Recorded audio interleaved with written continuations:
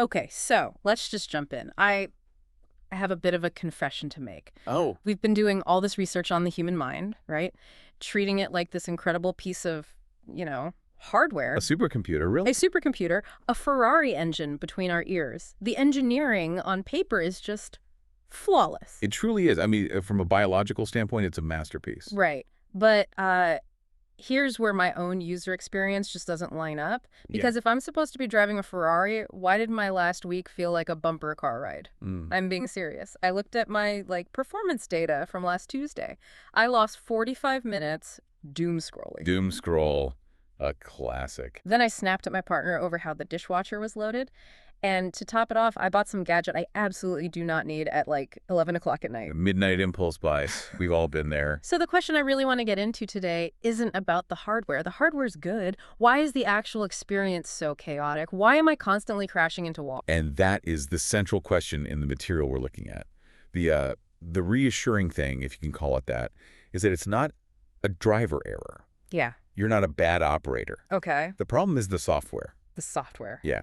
The whole premise here is that the human operating system comes preloaded with bugs. Yeah. And these aren't things you pick up along the way. These are inherited bugs. Inherited? You mean they were there from day one? Exactly. Ancient glitches in the source code. And until you identify them, they have admin access, they hijack the whole system, and basically drive the Ferrari right into a wall. Well, that would explain the bumper car feeling. Okay, so our mission for this deep dive seems pretty clear. We need to get into that source code, find these bugs. I think the research points to 3 main ones, and then figure out if there's a patch. There is. Yeah. Or maybe more like a built-in antivirus. But first, you're right. We have to understand the malware. All right, let's start with bug number 1. The texts use this ancient term, Lobha. Lobha, right. The simple translation is craving. But for how it actually works, I like to call it the never enough bug. The never enough bug. Okay, but I have to push back a little here. Isn't that just ambition? I mean, if I didn't crave a better life or whatever, why would I even get out of bed? That is such an important question. And no, it's not ambition. Ambition is a feature of the OS, the drive to create. Lobha is a glitch. It doesn't just say, let's achieve something. Yeah. It runs this quiet little background program that says, you are incomplete until you have the next thing. Ah, okay. So it's the difference between driving toward a goal and driving because you're terrified of being still. You nailed it. It's a scarcity loop. And it doesn't matter what you have. You could be a billionaire or have nothing. The bug runs the same code. More, next. This isn't it. Which explains why the hit from that midnight purchase lasts about 5 seconds. Exactly. The bug isn't interested in the thing. It's interested in the chase. But let's look at how it messes with the system's core functions. We have seeing, remembering, thinking, and knowing. When Lobha is running, it scrambles all 4. So how does wanting a new phone mess with my seeing, my visual cortex? It creates tunnel vision, a filter failure. Your seeing function narrows, so you only see the object you want. All the other data, like the fact you have a perfectly good phone or you're in debt, it just gets filtered out. You can't see it. Wow. Okay. That tracks. What about remembering? This one is insidious. The bug actually corrupts your database. It blocks access to all the memories where you felt satisfied or all the times you bought something and it didn't help. So it's basically gaslighting me into thinking this time will be different. Precisely. Then your thinking function flips from analyzing to just scheming. How do I get it? And then the final critical failure, your knowing function just goes offline. And knowing is what, exactly? Like intuition? It's the system's core wisdom. It's that check engine light that blinks and says, hey, maybe this is a bad idea. Lobha just cuts the wire to that light. So no warning lights, no memory of past crashes, and tunnel vision. In a Ferrari engine, that's how you lose 45 minutes to an app. The bug has the wheel. Okay, that's the pull bug, the I want. But my other system, crash snapping about the dishwasher, that felt like the opposite. It was a push, a getaway. And that brings us perfectly to bug number 2, Dosa. Dosa. Translated as aversion. I call it the burn it down bug. Burn it down. That sounds aggressive. It is. This is the code that runs any time. Reality doesn't conform to your preferences. It's the impulse to push away, to punish, to delete the source of the problem. So just anger. Anger is the most obvious expression, sure.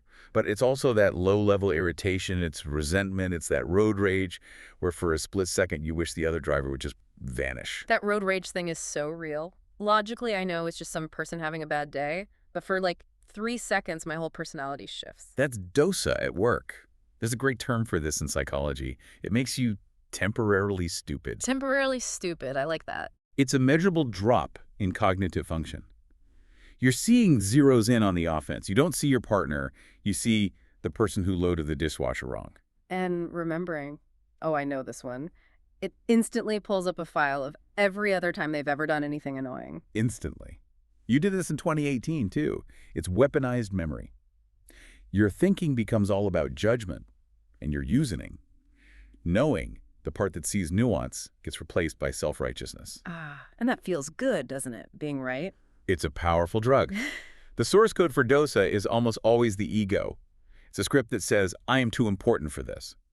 And when reality disagrees, the system crashes into aversion. So Lobha is never enough, and Dosa is get it away. Those are loud bugs. I can feel them happening. But the third one, the research says this one is the sneakiest. It is. It's the most dangerous because you don't feel it. Bug number 3 is Moha. Moha. Delusion, or as I call it, the fog bug. Because you can't see it when you're in it. With craving, you feel the wanting. With aversion, you feel the anger. With delusion, you just feel confident. Confused, but confident. It's the inability to see the fog because you're inside it. Okay, give me a real-world example. What does that look like? Think of someone in a really toxic relationship. All the data from their friends, from their own experience, is screaming, this is bad for you. But the user genuinely believes, no, it's fine, they're about to change. That's Moha. Or me thinking that scrolling social media for the 5,000th time is finally going to make me feel relaxed and connected. Exactly. That's the textbook definition. You're processing bad data and getting a this is fine signal. The knowing function is completely corrupted.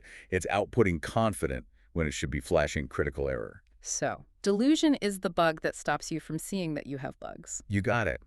Makes the other two worse. If craving and aversion are the malware, delusion is the program that disables your security alerts so you don't even know you've been hacked. That is genuinely terrifying.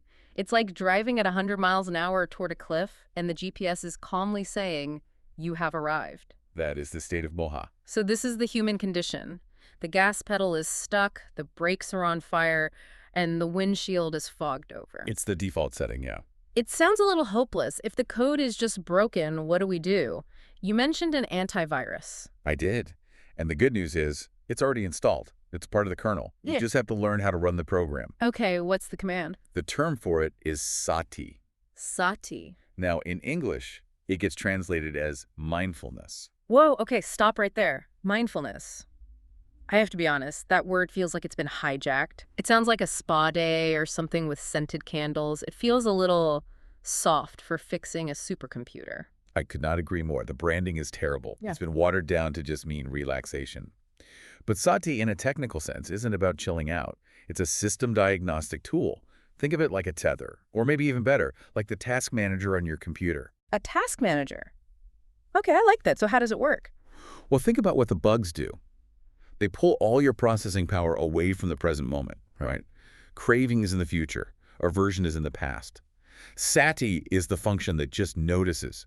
It notices the CPU has spiked on a background process, and it pulls the resources back. So it's the end task button. It's more like a monitoring protocol. It's not about emptying your mind. It's the active mechanical process of noticing, alert, I am doom scrolling, and pulling your attention back. Alert, the road rage script is running, and pulling back to the feeling of your hands on the wheel. So it's an action. A recall. A highly active one. And that's why it's system maintenance, not a spa day. You're debugging your code in real time.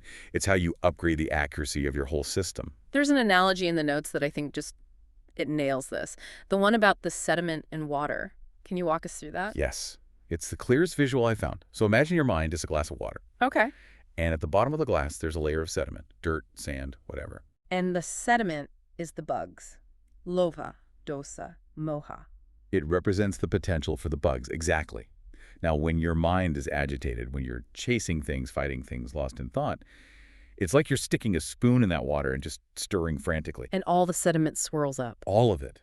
The water gets cloudy, murky, totally opaque. You can't see through it. That's why you make terrible decisions when you're angry or desperate. You literally can't see clearly. The whole medium is clouded. Okay, so what does Sati, the task manager, do in this analogy? Sati is simply the act of taking the spoon out, of stopping the stirring. When you apply sati, you bring the mind to a standstill for just a moment. And what happens to dirt in still water? It settles. Yeah. Back to the bottom. Gravity takes over. It just settles. And notice, the sediment doesn't go away. The bugs aren't deleted. The potential for anger is still there. But the water becomes clear. And when the water is clear, the OS functions perfectly. Your seeing actually sees reality. Your knowing can make good judgments. You can operate the Ferrari because you can finally see the road. I love that. The goal isn't to get rid of the sediment, which feels impossible. It's just to stop stirring the water. That's it. Clarity is the natural state. Stillness reveals it. This is so empowering because when I was thinking about my week, I felt like I was the glitch, like my hardware was broken. And that is the biggest lie the bugs tell you. You are not broken. The hardware is perfect. You're just running some legacy software that stirs up the mud. It's the human condition. So it's not my fault, but it is my responsibility to hold the spoon. Beautifully put.